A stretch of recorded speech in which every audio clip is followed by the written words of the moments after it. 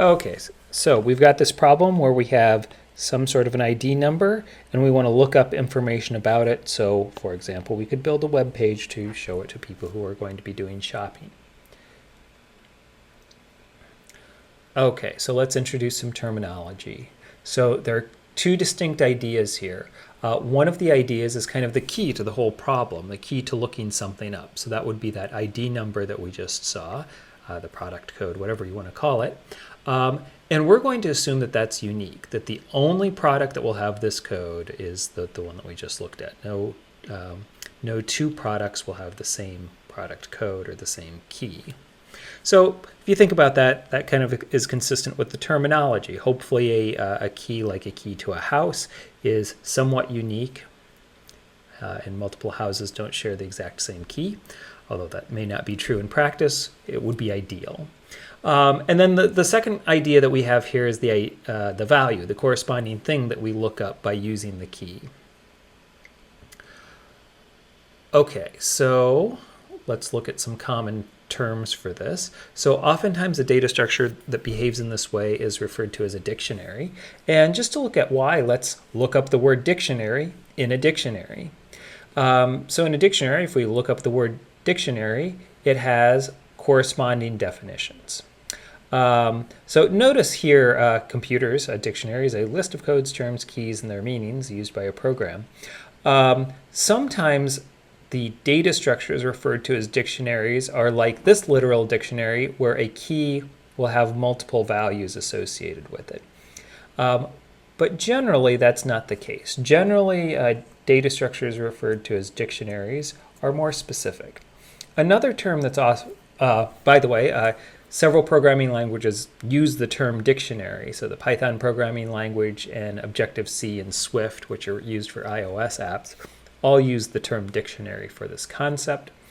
Other programming languages use the term map. And generally, the idea of both a dictionary and a map behaves more like the definition of a map dictionary. So if you look up the word map, it'll tell you to see the word function as one example. So in mathematics, there's also the concept of a correspondence, a map, a mapping, or a transformation. It's a relation between two sets in which elements of the second set are assigned to each element in the first set.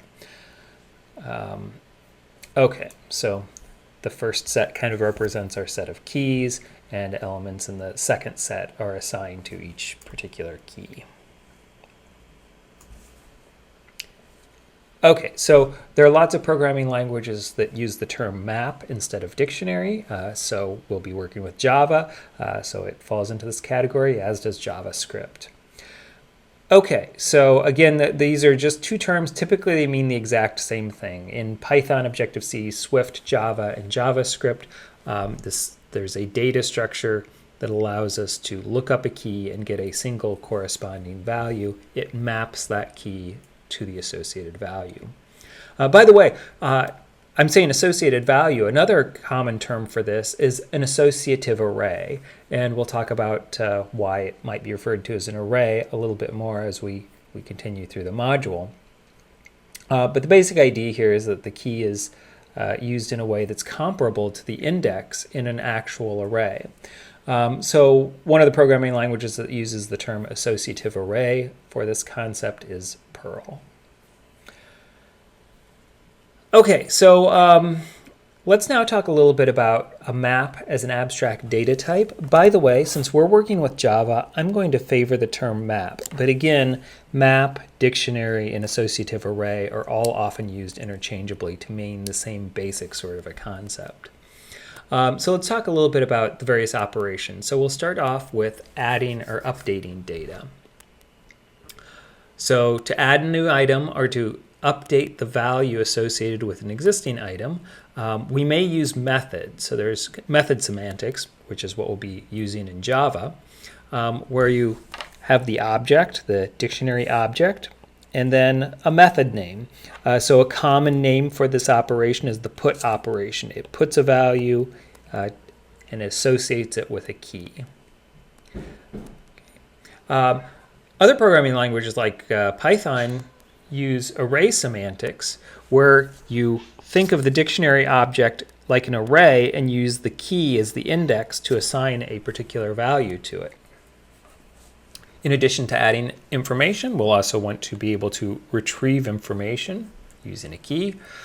So to retrieve a value that corresponds to a particular key, again, we've got kind of two different styles of notation that you commonly encounter, kind of the method approach that you see in Java, where you use the object and you call a method. Get is one common name for this, and you provide it with the key, and it returns to you a value. In a few minutes, we'll talk about what happens if the key can't be found.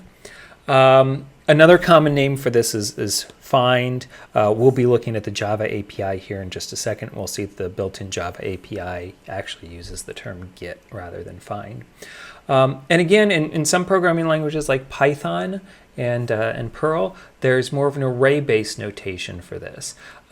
So you treat the dictionary as though it's an array, and you treat the key as though it's the concept of an index, and you look up the corresponding value.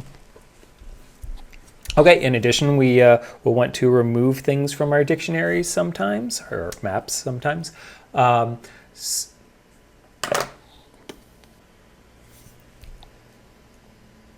So in Java, to remove a key and the corresponding value, you again use the object name and the .remove method and the key that you want to remove.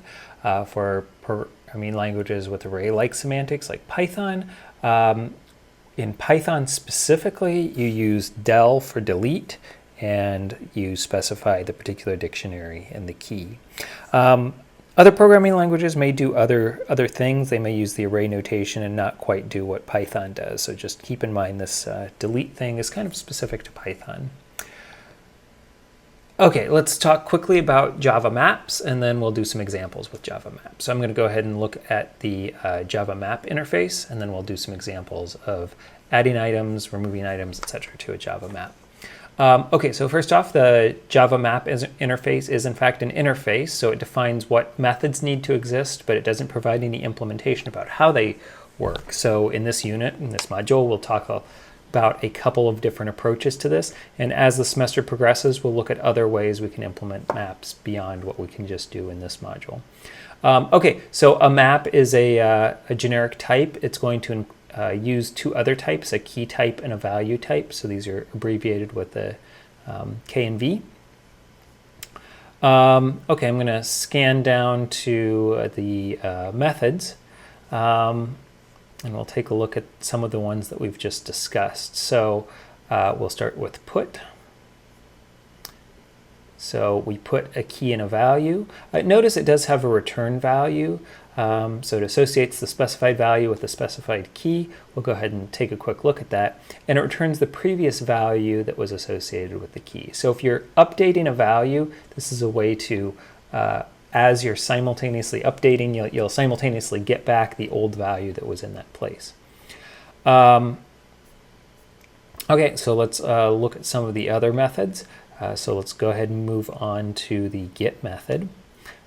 So again, get, you provide the key as the parameter to get, and it returns the corresponding value. And notice that it says it returns null if the map contains no mapping for the value. So maps only work with objects. If we work with things like primitive types like integers, it's going to take the int data type and convert it to an integer object, integer with a capital I, the integer type. And then it'll return null as kind of a special indicator that something wasn't found. So when you're using maps, oftentimes not finding an item is reasonably common. So instead of being an error, this returns a special value. Sometimes this concept is referred to as a sentinel value because it's kind of guarding you or giving you kind of special information. Okay, so that's get. Let's also go ahead and take a quick look at remove. So remove, again, you provide it with the key, and it will remove the present item. So next we'll move on and we'll do an actual example of a map in Java, and as just kind of a quick review. And we'll also look at one other method that we haven't covered here.